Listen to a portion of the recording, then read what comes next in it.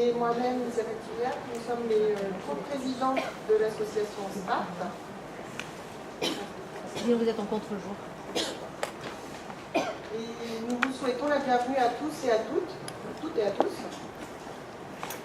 Nous allons aujourd'hui vous présenter une conférence sur les troubles des apprentissages.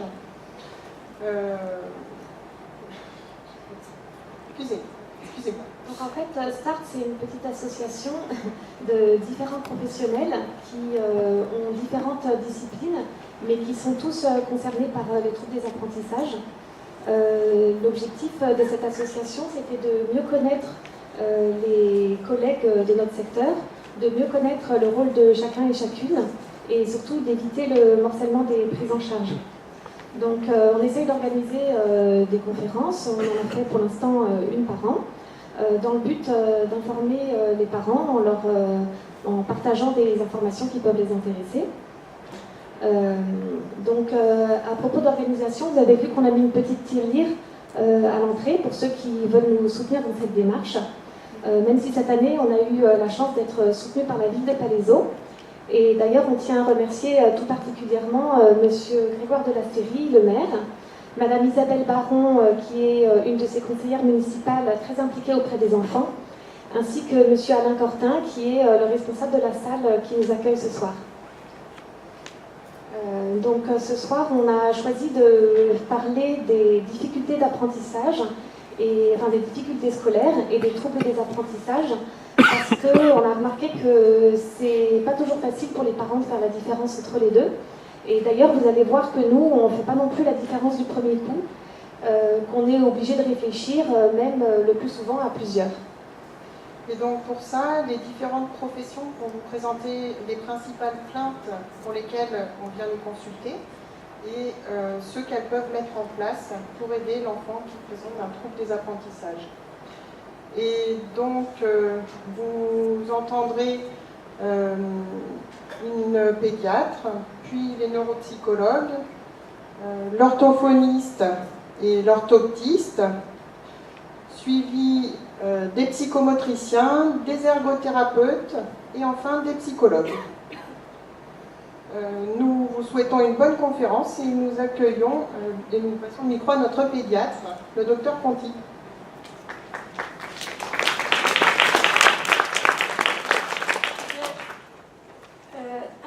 Donc moi je suis pédiatre de ville et depuis pas mal d'années je m'occupe d'enfants en difficulté scolaire.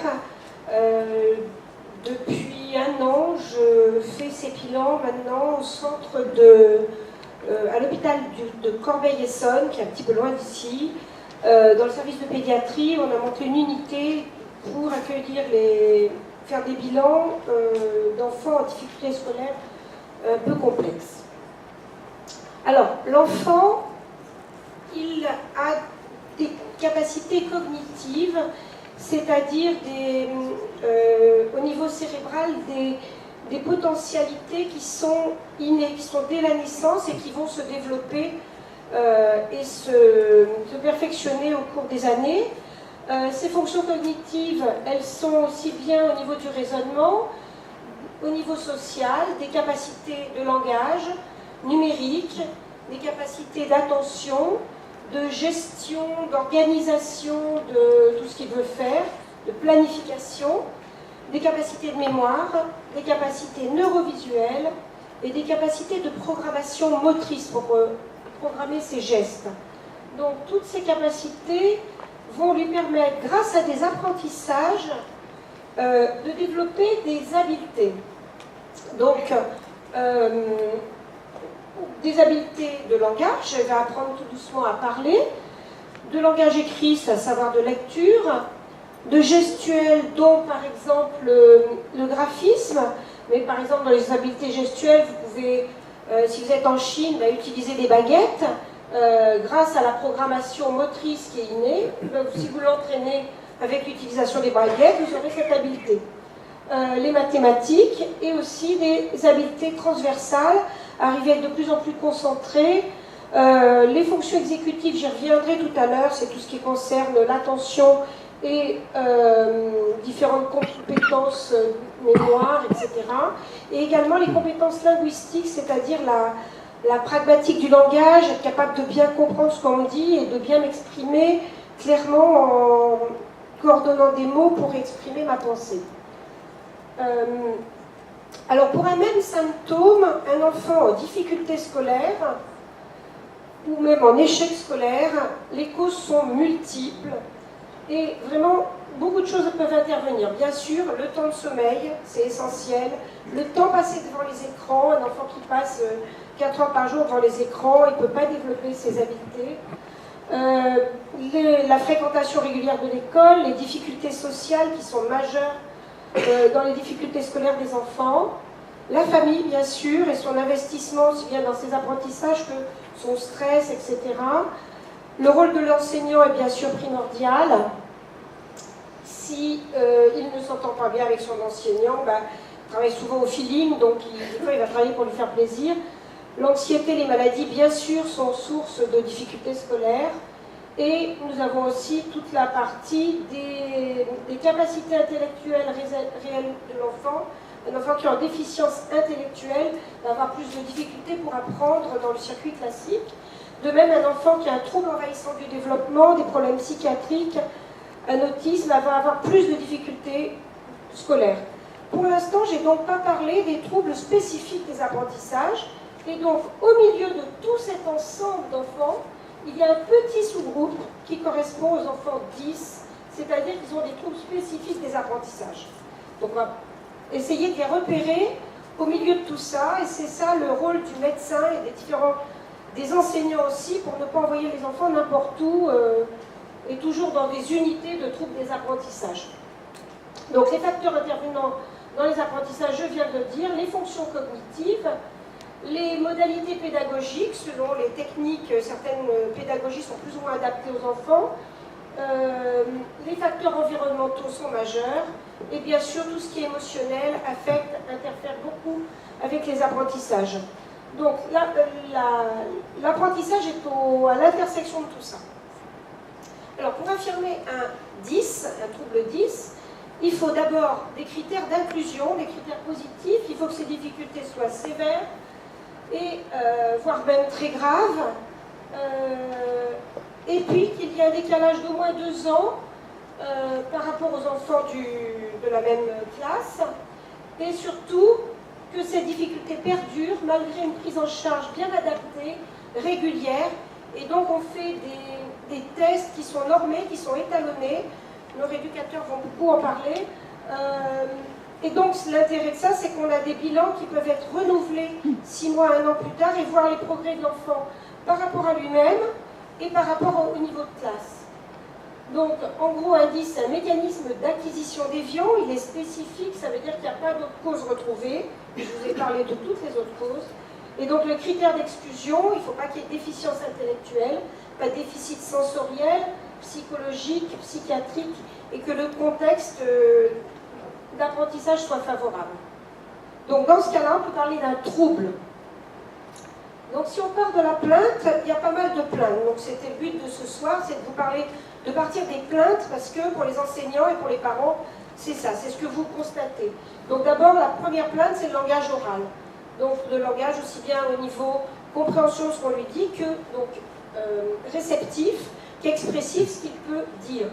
Ça va entraîner très souvent, un trouble du langage oral va entraîner très souvent des difficultés d'accès à la lecture et à l'orthographe ensuite, des difficultés de compréhension des termes mathématiques, et bien sûr des difficultés sociales, voire de comportement. Il est évident qu'un enfant qui n'arrive pas à se faire comprendre en cours de récréation ou qui ne comprend pas les blagues de ses camarades, il se sent très vite isolé au niveau social. Donc dans tous les cas, on va faire un bilan orthophonique et puis on va vérifier par des tests neuropsychologiques, dont notamment le fameux WISC, que l'enfant n'a pas de déficience intellectuelle. Deuxième plainte, le langage écrit, c'est-à-dire la lecture. Ça va bien évidemment toujours entraîner un trouble en orthographe. Si on ne peut pas lire un mot, on ne peut pas l'écrire. Donc c'est pour ça que le terme dysorthographie n'est pas très adapté, parce que voilà, c'est surtout parce qu'il y a une dyslexie.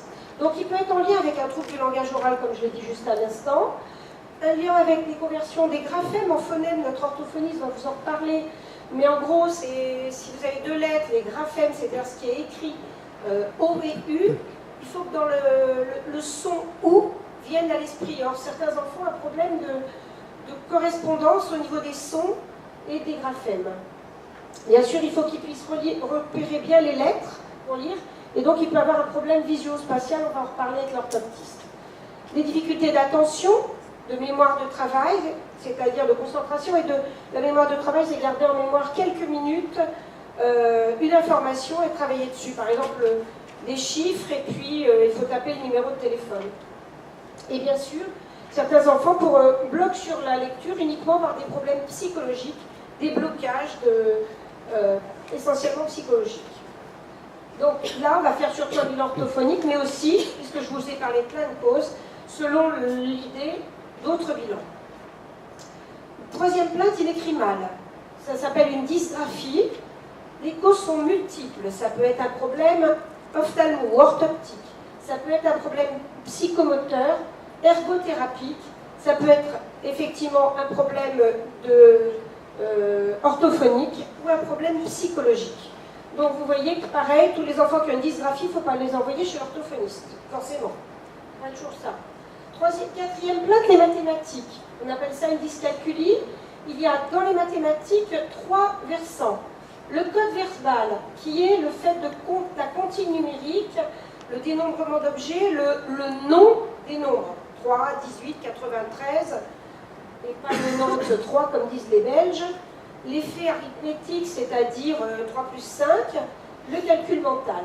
Le code visuel, c'est les chiffres, comment ils sont écrits, en écriture arabe, en chiffres romains, les dictées de nombres, les lectures de nombres, les algorithmes de pose des opérations et de pose de chiffres à plusieurs chiffres, de pose de nombres à plusieurs chiffres, ou bien le code analogique qui est en fait les structures logiques, les bases logiques des mathématiques qui sont indispensables pour pouvoir arriver à apprendre les mathématiques. Donc ça, ces bases, elles sont en général au point à partir de 6 ans, mais certaines bases logiques sont au point dès les premiers mois de vie.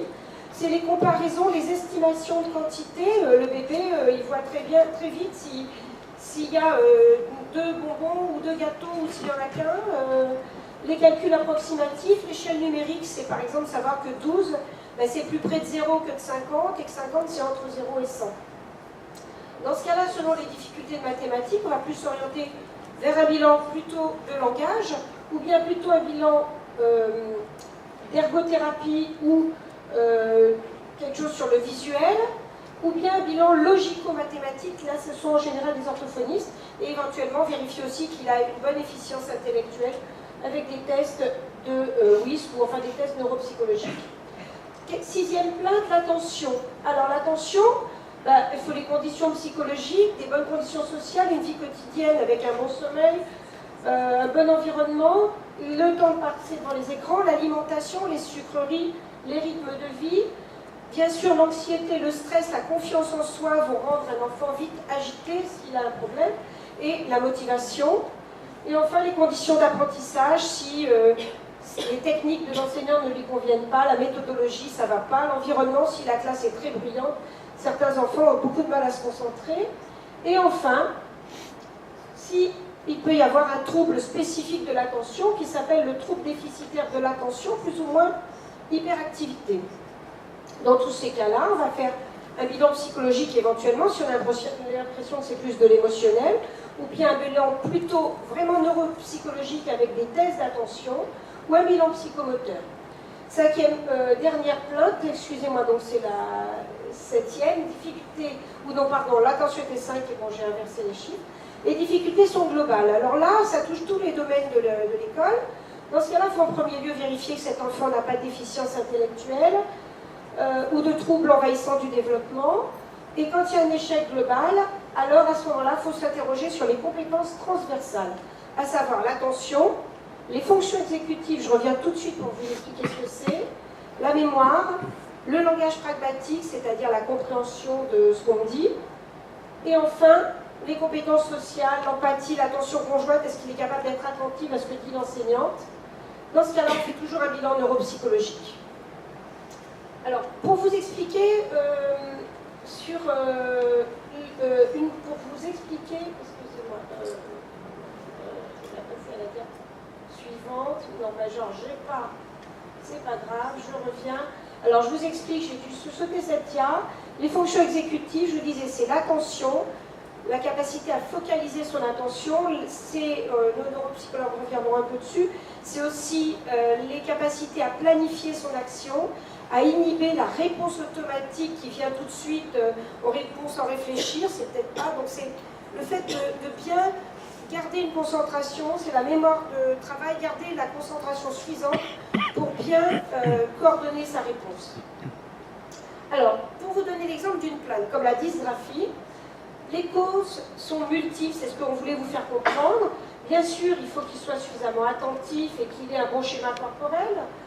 Il faut qu'il soit bien assis pour écrire, qu'il ait une bonne précision entre l'œil et la main, qu'il ait au niveau sensibilité, la bonne sensibilité tactile du toucher du crayon, de pas trop appuyer sur la mine, et également toute cette programmation gestuelle qu'on appelle tout ce qui est la kinesthésie et la proprioception. En plus, il doit avoir au niveau visuel vraiment des compétences de discrimination visuelle, repérer les lettres selon comment elles sont écrites, l'orientation des lettres, notre orthoptiste en reparlera, les obliques, les séquences de lettres qui ne sont pas la même chose. Il faut avoir des bonnes stratégies visuelles et enfin, au niveau mémoire à court terme, avoir une bonne mémoire topologique, et également au niveau orthophonique pour les dyslexiques, d'avoir des bonnes correspondances entre les graphèmes et les phonèmes, un bon stock de lexique et un bon niveau de langage. Donc vous voyez, c'est multiple. Alors moi, en tant que médecin, je fais toujours une consultation, mais c'est une consultation de pédiatre de ville. Je ne parle pas des consultations de centre de référence. Il faut toujours reprendre les antécédents de l'enfant, l'anamnèse, comment ça s'est passé, faire un examen clinique détaillé à la recherche d'une maladie, un examen neurologique, voir s'il y a des taches cutanées, comment est sa motricité, son équilibre. Un examen sensoriel, ça c'est évident qu'il faut vérifier la vue et l'audition de tout enfant qui a des difficultés scolaires. Rechercher dans l'examen clinique les arguments pour passer à une déficience intellectuelle en parlant avec l'enfant. Des petites questions, on a quand même en tant que médecin l'habitude de voir des enfants de bas âge, notamment les pédiatres, et on a quand même souvent des doutes qui vont faire partir sur un bilan de recherche de déficience intellectuelle. Voir comment il est dans la communication, dans la relation sociale, rechercher un trouble de relation, un trouble de l'humeur, une dépression, une anxiété, s'intéresser à son sommeil et autant passer devant les écrans. Je mets de questionnaires pour les parents et pour les enseignants qui m'aident beaucoup pour la vision des parents au domicile et à l'école de troubles du comportement ou de troubles de l'attention. Et je fais passer à l'aide d'une petite mallette, des petits tests simples, mais qui me permettent d'étudier un peu les fonctions verbales, le langage, les fonctions non verbales et les apprentissages. Alors, le langage oral que je vais étudier, c'est simple, c'est des petits tests très simples d'articulation, d'expression lexicale, c'est-à-dire son vocabulaire, sa syntaxe, ses phrases, comment il les comprend, comment il les produit. Les fonctions non verbales, des petits tests de graphisme très très simples, de planification, de raisonnement dans l'espace, d'attention visuelle, d'imitation de gestes. Je regarde son impulsivité, son comportement, et je fais un petit test sur le niveau d'apprentissage, mais des fois, rien que l'enseignante m'a mis un petit mot sur ses difficultés, son niveau, et je vois si son comportement au cours de la passation. Et à l'issue de cette consultation, je peux authentifier si la plainte est réelle, je peux voir un petit peu le niveau cognitif de l'enfant, ses difficultés si elles sont globales. J'ai apprécié le contexte social, le contexte éducatif, les difficultés psycho-affectives, et si j'ai un doute sur une cause médicale, je vais orienter au service de pédiatrie générale pour un bilan métabolique, neurologique, génétique, un bilan de pédiatrie générale. D'accord ? Je ne parle toujours pas de troubles de centre de référence là. Et je vais faire une prescription qui sera éclairée, peut-être qu'à la psychomotricienne, ou peut-être qu'à l'orthoptiste, et ensuite, il faudra que je revoie l'enfant pour un suivi de l'évolution. Voilà, donc je vous remercie de votre attention. Et je passe la main. Sandra Pérez, une de nos neuropsychologues, qui fait donc ces bilans dont j'ai tant parlé déjà.